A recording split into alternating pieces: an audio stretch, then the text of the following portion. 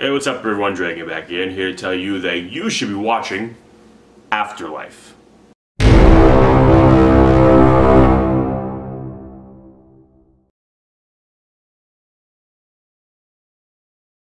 So Afterlife is a 2019 kind of dark comedy drama that's on Netflix, and it's kind of written, directed, and starring Ricky Gervais.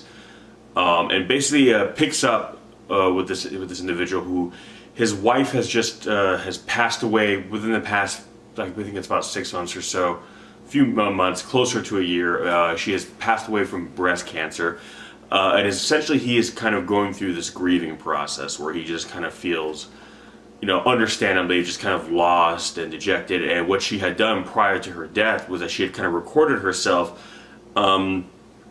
basically kind of from the hospital talking to him, basically, after I'm gone, these are all the things you need to do, this is how you need to go on, just kind of giving him kind of advice, because she realized that he's going to be in a tough spot, and she's going to be having ideas, thoughts, feelings, and she's going to try to basically help him through it, even though she can't actually be there. And it's kind of the sweet story where, you know, throughout the series, you know, kind of juxtaposed to his self-destructive behavior. You see him watching these videos where she's saying, you know, starts off very sweet, don't forget to feed the dog, you know, don't forget to do the dishes, don't forget to take out the garbage, because basically you suck at all this stuff, and I was the one kind of doing it for you, but now you need to step up. And you see very early on, this is kind of setting the groundwork for what's going to save him as a character, because he's thinking of suicide a lot. He's very vocal about killing himself. And there's even a scene where he's in the bathtub and he's going to slit his wrist, and he looks over and he sees the dog hungry, and he makes even a funny joke basically saying, you know, you can't open cans by yourself. So basically, if you had hands, you know, I'd be dead right now, but because you need me to take care of you, I haven't checked out yet. But he also goes on this whole thing where he's just going to say whatever he feels like and does whatever he wants, because he doesn't care anymore. And if it ever gets to be too much, he can almost kill himself. So for him, and the way he describes it in the show, and as Ricky Gervais has kind of described it in interviews and when he's doing press for the series, it's like a superpower. He has no accountability. He can just say and do whatever he wants, and you know, what's the worst thing that could happen to you in life? You could die. He doesn't care. He doesn't care, because he's suicidal, he's depressed, and at one point he even tells people that, you know, he'd rather be nowhere with his wife than anywhere without her. So worst comes to worst, he pisses the wrong person off and they kill him. He doesn't care. He doesn't care. He's no longer afraid of death. There's even a scene where he gets kind of mugged, or attempted to be mugged by a couple of punk kids, and they basically tell him, you know, either, you know, give us your money or we're going to kill you. And he basically just fights them off. I mean, they're not really too serious. They're just more or less kind of bluffing. But the fact that he just doesn't care, he's even like, listen, just do me a favor and fuck off. Like, I don't fucking care. And it's this great moment where they're just kind of like dealing with this guy who is just completely just dejected. Like, he doesn't care.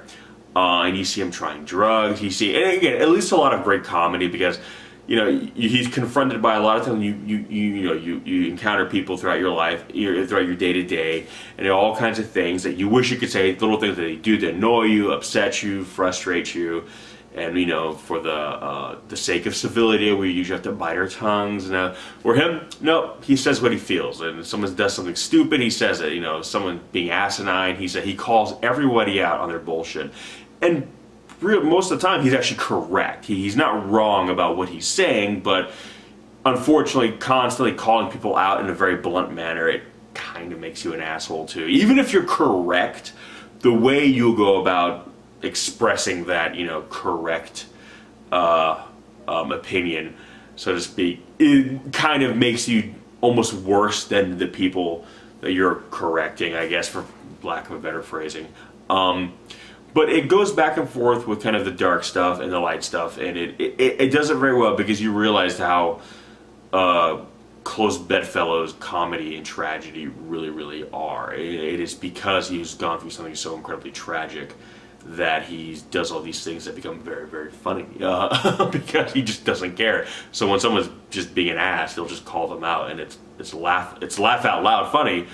But then you have to be reminded that the reason why he is doing that, saying that, and saying it in that way, it's because he's suicidal and depressed. So he doesn't care, you know, how it makes other people feel.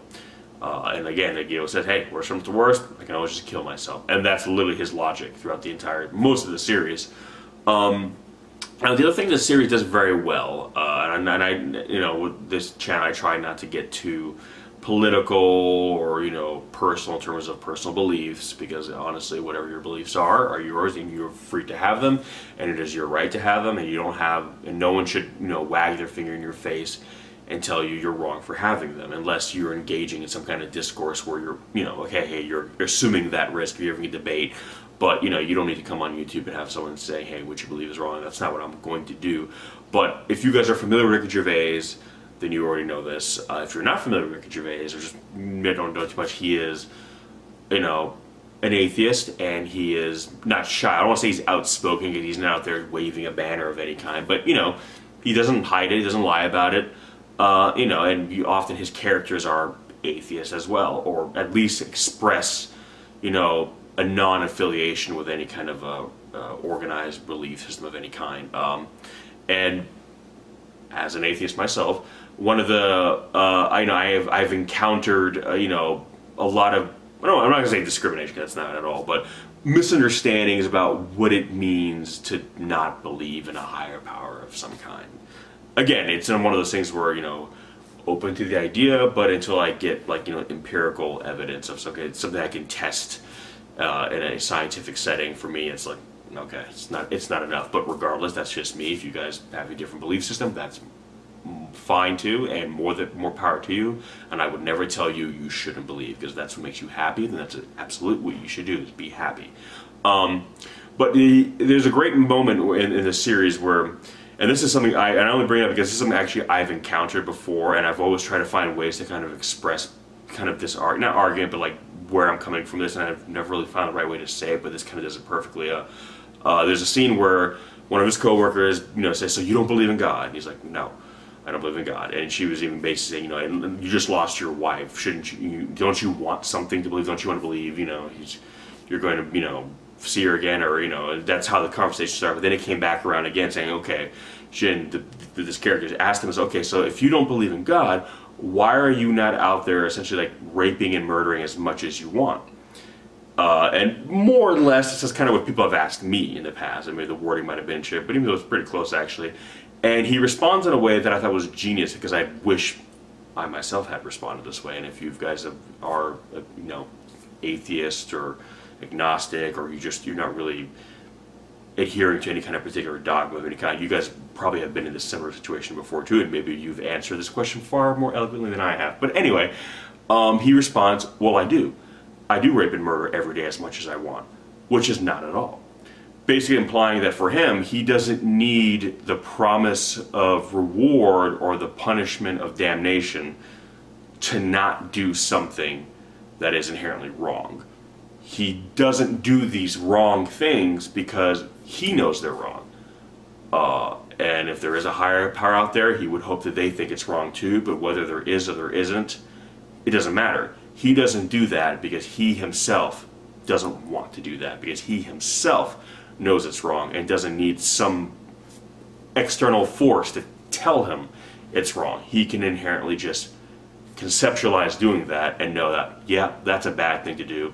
Not going to do it. No one had to tell him it was wrong.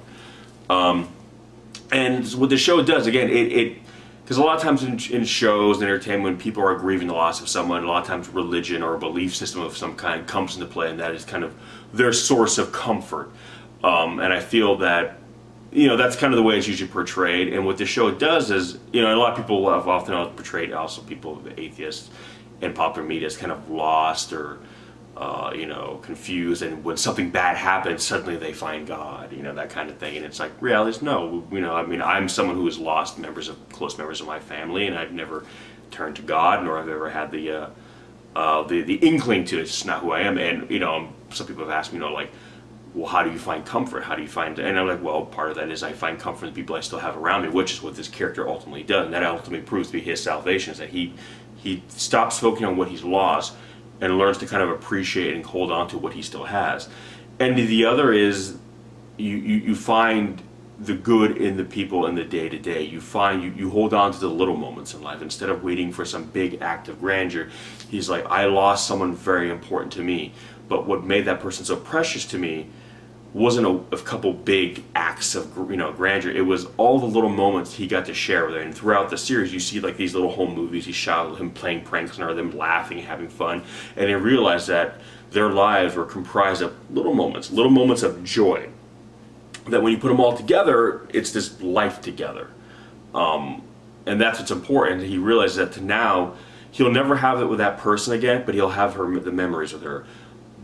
But to derive joy in life now without her, he has to essentially go about doing it the same way, and that is all the little moments. The little moments where someone makes you smile, the little moments where someone makes you laugh, and in that moment it might be 30 seconds, a minute, minute and a half, might not seem like a lot, but when you add it all up, you realize that if you have more of those moments than not, you've had a good life, and it won't undo the pain of loss, but it will help kind of balance it out, because it won't be so one-sided. It won't be like I have nothing but pain and then there's no joy. There's a lot of pain, but there's also joy there, and you feel one, but you also feel the other, and because of that, you'll have more of a balance in life.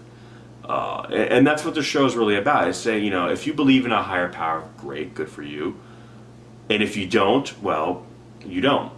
But one thing we can all agree on is that in the meantime, we're all here together now. We all have to share this life, you know, regardless of what you think does or does not happen after. We're here in the moment, and when we lose someone close to us, it hurts. Again, it doesn't matter if you think you're going to be reunited with them when you die. In the moment, it still hurts. You still miss them, and you still grieve.